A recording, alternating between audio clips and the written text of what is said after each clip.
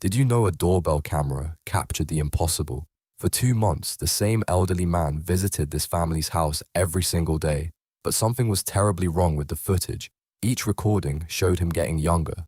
First, he looked 80 years old, then 70, then 60. He kept trying to ring the bell, mouthing words they couldn't hear. The family thought it was a glitch, until the final video. It showed a 7-year-old boy, standing at their door, his mouth forming the words, "They're still buried in your basement." The house was built in 1952,